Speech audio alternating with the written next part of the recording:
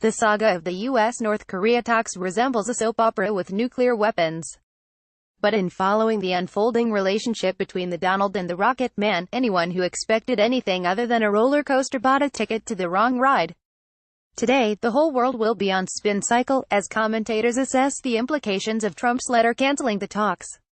But, as was the case in 1986 when Reagan walked away from Reykjavik, so Trump's letter will likely not be the last word in the bid to ease tensions on the Korean peninsula. Tit-for-tat name-calling aside, the letter reflects that Trump determined the North Koreans were interested in deploying nothing more at the Singapore summit than its usual rope-a-dope diplomacy. That, he decided, is not a good enough reason to hand out commemorative coins. And, so, he pulled the plug. An assessment holds that the president was naive from the start, ignoring advice that the North Koreans would never be serious about unilateral nuclear disarmament. An alternative read, consistent with what he has done in the past, is that Trump sees himself as an unconventional statesman, willing to test conventions. He was willing to offer talks to see if Kim was serious about doing something else.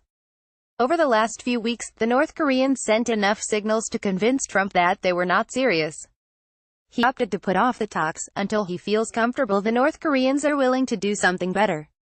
The White House probably thinks this is better than Reykjavik. They have saved themselves a long plane flight. The question is, what next?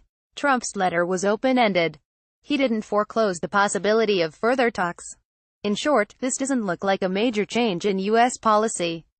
In near term, we'll maintain maximum pressure on Pyongyang and leave the prospects for diplomacy open.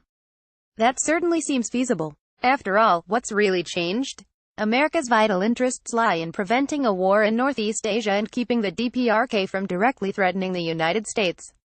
A strategy of nuclear deterrence, missile defense, conventional deterrence with our allies, and serious sanctioning seems suitable. The virtue of the strategy is that it protects U.S. interests regardless of the course of diplomacy, whether Kim wants to be a real partner for peace or not. It is also sustainable. The strategy doesn't require the willing cooperation of China and Russia, and those two countries will never do more than the minimum they can get away with anyway. Our allies will no doubt stick with us. In the end, there is no better option to protect them from North Korea. Japan is probably happy the talks are off. Tokyo doubtless worried that the United States might give Pyongyang too much. The South Koreans are no doubt deeply disappointed. They, however, should be angry with North Korea for squandering a historic opportunity with feckless behavior. The North Koreans had already walked out on a negotiating session with the South, even before they started trashing the U.S. Vice President. If they were serious about negotiating, then they should have treated the prospects of talks more seriously and not just relapsed into their typical bad boy behavior. What is important to recognize, and what all sides no doubt do recognize, is that the cancellation of an iffy summit does not trigger Armageddon.